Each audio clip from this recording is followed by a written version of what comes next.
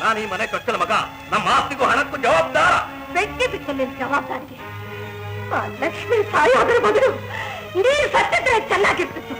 ನೋಡಿ ತಾಯಿ, ಮಾತಿ ಮಾತಿ ಬೆಳೆದು ಕೂತರೆ ಪ್ರಯೋಜನವಿಲ್ಲ. ಮಿಸ್ಟರ್ ಕೇಶು, ಎಲ್ಲಿ ನಿಮ್ಮ ಮಾವ? ಅವನ್ ಕರೀರಿ ಮಾತಾಡೋಣ. ಅವನು ಬರೋದಿಲ್ಲ. ಈ ಚಂಡಾಲ್ ಹತ್ರ ಮಾತಾಡೋದಿಲ್ಲ ಅಂತ ಅವನು ಶಬ್ದ ಮಾಡಿದ್ರು. ನೀನೇನಾದ್ರೂ ಮಾತಾಡ್ಬೇಕಾದ್ರೆ ನನ್ನ ಹತ್ರ ಮಾತಾಡಿ. ನೀವು ಸ್ವಲ್ಪ ಸುಮ್ಮನಿರ್ತೀರಾ ತಾಯಿ? ಅದೇ ಆದ್ರೆ ಸುಮ್ಮನಿರೋದು. ಇವನ್ನ ಓದಿಸಿ ಮದುವೆ ಮಾಡಿ ಕೆಲಸ ಕೊಡಿಸಿ ದೊಡ್ಡ ಮನುಷ್ಯನ ಮಾಡಿರೋ ಆ ಪುಣ್ಯಾತ್ಮನ್ನೇ ದೂರ್ತಾ ಇದ್ದಾನಲ್ಲ ಈ ಪಾಪಿ. ಇದನ್ನೆಲ್ಲ ಕೇಳ್ಕೊಂಡು ಸುಮ್ಮನಿರ್ಲು ಅಥವಾ ಈ ಪಾಪಿಗೆ ಜನ್ಮ ಕೊಟ್ಟ ಈ ಹೊಟ್ಟೆನ ಎರ್ಕೊಂಡು ಸಾಯ್ಲು. ಮಾತಾಡಿದ್ರೆ ಕಣ್ಣೀರು ಸುರಿಸೋದು ಒಂದೇ ಗೊತ್ತಿರೋದು ಈ ಹೆಂಗಸರಿಗೆ. ತಂದೆ ತಾಯಿ ಇಲ್ದೆ ಪರದೇಶಿಯಾಗಿದ್ದೋನು ಅವನು. ನಮಗಿಲ್ದಿದ್ರು ಅವನಿಗೆ ಹಣ ಸಹಾಯ ಮಾಡ್ತಿದ್ದೋನು ನಮ್ಮಪ್ಪ. ನಮ್ಮಪ್ಪ ಸತ್ಮೇಲೆ ಅವನಿಗೆ ಯಾರು ಆಶ್ರಯ ಕೊಡ್ತಿದ್ರು? ಪರದೇಶಿಯಾಗಿ ಬೀದಿಲಿ ಅಲಿಬೇಕಾಗಿದ್ದವನು ಇಲ್ಲಿಗೆ ಬಂದ ಅನ್ನಕ್ಕೆ ದುಡ್ದು ಉದ್ಧಾರ ಮಾಡ್ತೀನಿ ಅಂತ ಆಟ ಕಟ್ಟ. ಈಗ ಸಿಕ್ಕದ್ದೆಲ್ಲ ದೋಚ್ಕೊಂಡು ಇಷ್ಟ ಬಂದ ಗುಡಾಯಿಸ್ತಾ ಇದ್ದಾನೆ. ಅವನೇನಮ್ಮ ನಮಗ್ ಮಾಡಿರೋದು? ಖಂಡ ಕಣಮ್ಮ. ನಿನ್ನಮ್ಮ ಮರ್ಯಾದಸ್ನಾಗಿದ್ದಿದ್ರೆ ಅಪ್ಪನ ತಿಥಿ ಮುಗಿದ್ಬಿಟ್ರೆ ಹೊರಟಾಗ್ತಾ ಇದ್ದ. ಇನ್ನು ಇಲ್ಲಿ ಯಾಕೆ ಬೇರೆ ಬಿಟ್ಕೊಂಡು ಕೂತಿದ್ದಾನೆ ಗೊತ್ತೇನು? ನಮ್ಮ ಅನ್ನ ತಿನ್ನಕ್ಕೆ. ಅವನು ತಿಂತಾ ಇರೋ ಅನ್ನ ನಮ್ದು, ಅವನು ಉಡ್ತಾ ಇರೋ ಬಟ್ಟೆ ನಮ್ದು, ಅವನಿರೋ ಮನೆ ನಮ್ದು.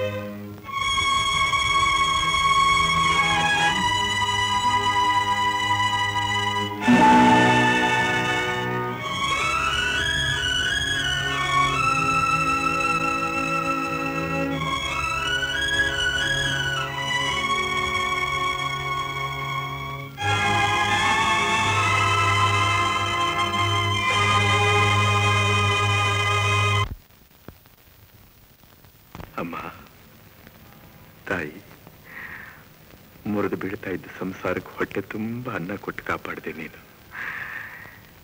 ಹೀಗೆ ನಿನ್ನ ಸೇವೆ ಬಿಟ್ಟು ನಾನು ದೂರ ಬಹುದೂರ ಹೋಗ್ತಾ ಇದ್ದೀನಿ. ನಾನು ಹೋದೆ ಅಂತ ಕೋಪ ಮಾಡ್ಕೋಬೇಡ ತಾಯಿ. ನನ್ನ ಮೇಲೆ ಹೇಗೆ ಅನುಗ್ರಹ ಇಟ್ಟು ಕಾಪಾಡ್ತೀವೋ ಹಾಗೆ ಎಲ್ಲರ ಮೇಲೂ ಅನುಗ್ರಹ ಇಟ್ಟು ಕಾಪಾಡು.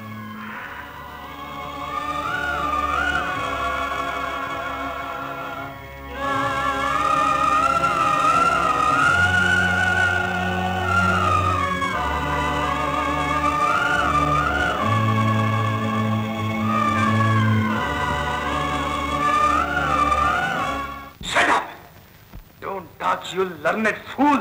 ನೋಡೋ, ಕಣ್ಬಿಟ್ಟು ನೋಡೋ, ಇವಳೇ ತಾನೇ ನೀ ಬೆಳಗಾಂನಲ್ಲಿ ನೋಡಿದ್ದು? ಹೌದು. ಹಣ ಎಲ್ಲ ತಗೊಂಡಾಗ ಮಾವ ಇವಳಿಗೆ ಸುರಿತಾ ಇದ್ದಾನೆ ಅಂತ ತಾನೇ ನೀ ಹಾರಾಡ್ತಾ ಇರೋದು? ಹೌದು.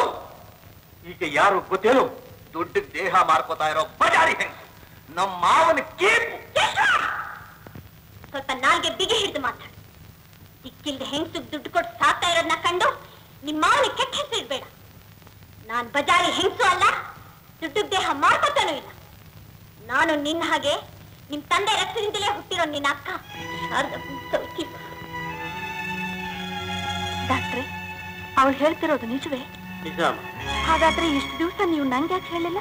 ಹೇಳ್ಬೇಡ ಅಂತ ನಮ್ ಬಾಯಿ ಕಟ್ಟು ಹಾಕಿದ್ನಮ್ಮ ನಿಮ್ ಗಂಡ. ನಿಮ್ ಮದುವೆ ಆಗೋದಕ್ಕೂ ಮುಂಚೆ ಒಂದ್ಸಾರಿ ಜಾರಿ ಬಿದ್ದ. ಅದ್ರ ಫಲವೇ ಈ ಶರಾವತಿ. ಬೆಳೆದು ದೊಡ್ಡವಳಾದ, ಹುಟ್ಟಾಗ ಮದುವೆನೂ ಮಾಡಿದ್ವಿ.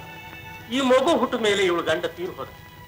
ಇವಳು ಕಾಪಾಡೋ ಭಾರನ ನಾನೇ ರಾಜೀವನಿಗೆ ವಹಿಸಿದ್ದೆ. ಅಂದಿನಿಂದ ಮಗಳಿಗಿಂತೂ ಹೆಚ್ಚಾದ ಮಮತೆಯಿಂದ ಕಾಪಾಡ್ಕೊಂಡ್ ಬಂದಿದ್ದಾನೆ. ಈ ಕಥೆನ ನಾನು ನಂಬೇಕೇನು? ಅದು ನಿನಗೆ ಸೇರಿದ್ದು. ಆದ್ರೆ ದೇವರ ಸಾಕ್ಷಿಯಾಗಿ ನಾ ಹೇಳಿದ್ದು ಸತ್ಯ, ಶರಾವತಿ ಹೇಳಿದ್ದು ಸತ್ಯ. ಹೌದು ಕೇಶವ, ಯಾವ ಜನ್ಮದಲ್ಲಿ ಅವ್ರು ನಂಗೆ ತಂದೆ ಆಗಿದ್ರು, ನಾನು ಯಾವ ಜನ್ಮದಲ್ಲಿ ಅವ್ರ ಮಗಳಾಗಿದ್ದು. ಈ ಜನ್ಮದಲ್ಲಿ ನಿಮ್ ತಂದೆ ಮಗಳಾಗಿ ಹುಟ್ಟಿ ರಾಜೀವನ್ ಮಗಳಾಗಿ ಬದುಕಾಗಿಸ್ತಾ ಇದ್ದೀನಿ. ನಿನ್ ಮನೆಗೆ ಬಂದಿದ್ದಾಗ ನನಗೆ ಯಾಕೆ ಈ ವಿಷಯ ತಿಳಿಸ್ಲಿಲ್ಲ? ಕೇಳಿದ್ರೆ ಹೇಳ್ತಾನೆ ಇದ್ದೆ. ಫೋಟೋ ಮನೆ ಯಜಮಾನ್ದು ಅಂದ ತಕ್ಷಣ ಸರಕ್ಕಂತ ಹೊರಟೋದೆ. ಹಾಗೆ ಹೇಳಿ ನನ್ನ ತಲೆ ಕೆಡಿಸ್ಬಿಟ್ಟೆ, ಮನಸ್ಸಿಗೆ ಮುಳ್ಳಿಟ್ಟೆ. ಮಾವನ ಮುಂದೆ ನನ್ನ ಅಲ್ಪನ್ ಮಾಡ್ಬಿಟ್ಟೆ ಅಕ್ಕ, ಅಲ್ಪನ್ ಮಾಡ್ಬಿಟ್ಟೆ. ಕೇಶವ, ತಂದೆ ಹಾಕಿ ಸಾಕ್ತಿರೋ ಮನುಷ್ಯ ಮನೆಗೆ ಯಜಮಾನ ಅಲ್ದೆ ಮತ್ತೇನು? ಮಾವ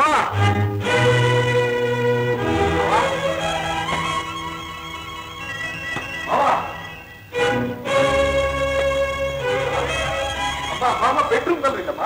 ಅಣ್ಣ ಅಣ್ಣ ಡಾಕ್ಟರ್ ಮಾವ ಇಲ್ಲ, ಮತ್ತೆ ಎಲ್ಲಿಗೆ ಹೋದ್ರು? ಮಾವ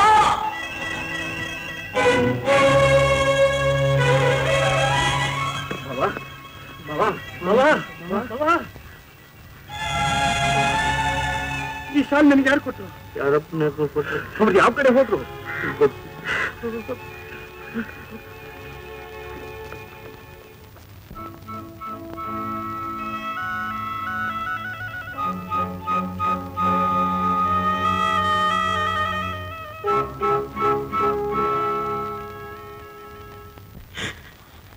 ಚಕ್ರಪಾಣಿ, ರಾಜೀವ ಸಿಕ್ನೇನು? ಇಲ್ಲಮ್ಮ, ನಮಗ್ ಗೊತ್ತಿರೋ ಕಡೆ ಎಲ್ಲ ಹುಡುಕದು. ಮಾವನ ವಿಚಾರ ಎಲ್ಲೂ ಏನು ಗೊತ್ತಾಗ್ಲಿಲ್ಲ. ಮಾವ ಎಲ್ಲೂ ಸಿಗಲಿಲ್ಲಮ್ಮ. ಇಷ್ಟಕ್ಕೆಲ್ಲ ಕಾರಣ ನೀನೇ ಕಣೋ. ಅವನ್ ತಿಂದು ಅನ್ನ ಉಡೋ ಬಟ್ಟೆ ಎಲ್ಲ ನಮ್ದು ಅಂತ ಬೊಗಳ್ದಲ್ಲೋ. ಆ ಮಾತು ಕೇಳಿ ಈ ಮನೆಯೂ ಬೇಡ ಅನ್ನವೂ ಬೇಡ ಅಂತ ಎಲ್ಲಿ ಬರ್ತೋದ್ನೋ ಏನು. ಸಾಕಾರೆ ಈ ಮನೆಗೆ ಹಿರೇ ಮಗ ಅಂತ ಯಾರ ಮೇಲೆ ರಾಜೀವ ತುಂಬಾ ಪ್ರೀತಿ ಇಟ್ಟಿದ್ನು ಅಂತ ನನ್ನ ರಾಜೀವನ್ನ ಈ ಪಾಪಿ, ಈ ಚಂಡಾಲ ಮನೆಯಿಂದ ಕಳಿಸ್ಬಿಟ್ಟ. ಸಾವುಕಾರ್ರೆ ಕಳಿಸಿಬಿಟ್ಟ. ಎಲ್ಲ ತಿಳಿತವ್ವ. ನಾನು ಊರಾಗಿದ್ದಿದ್ರೆ ಇಷ್ಟೊಂದು ನಡೆಯಕ್ಕೆ ಅವಕಾಶನೇ ಕೊಡ್ತಿರ್ಲಿಲ್ಲ. ಎಲ್ಲ ಶಿವನಿಚ್ಛೆ. ರಾಜೀವಪ್ಪ, ನೀವವತ್ ಏನಂದ್ರಿ? ಸಾವುಕಾರ್ರಿ, ನಾನು ಏನ್ ಬೇಕಾದ್ರೂ ಕಳ್ಕೊತೀನಿ, ನಿಮ್ಮನ್ ಮಾತ್ರ ಕಳ್ಕೊಳಕ್ಕೆ ನಾನು ತಯಾರಾಗಿಲ್ಲ ಅಂದ್ರಿ. ಹೌದಾ? ಇವತ್ತು ನನ್ನ ನೀವು ಕಳ್ಕೊಂಡ್ರು, ನಿಮ್ಮನ್ನ ನಾನು ಕಳ್ಕೊಂಡು ಶಿವನೇ ಬ. ರಾಜೀವಪ್ಪ, ಎಲ್ಲಾದ್ರೂ ಇರಿ, ಹೆಂಗಾದ್ರೂ ಇರಿ, ಎಲ್ಲಿದ್ರು ಈ ಮಕ್ಕಳನ್ನು ಊರನ್ನು ಅರಸ್ತಾ ಇತ್ತು. ನಿಮ್ಮಂತ ಸತ್ವಂತರ ಆಶೀರ್ವಾದ ಎಂದೂ ಹುಸಿ ಆಗಕ್ಕಿಲ್ಲ. ಆದ್ರ ಬಲದಲ್ಲಿ ಎಲ್ಲ ಸುಖವಾಗಿ ಬಾಳ್ತಾರೆ, ಊರು ಸುಭಿಕ್ಷವಾಗಿರ್ತದೆ.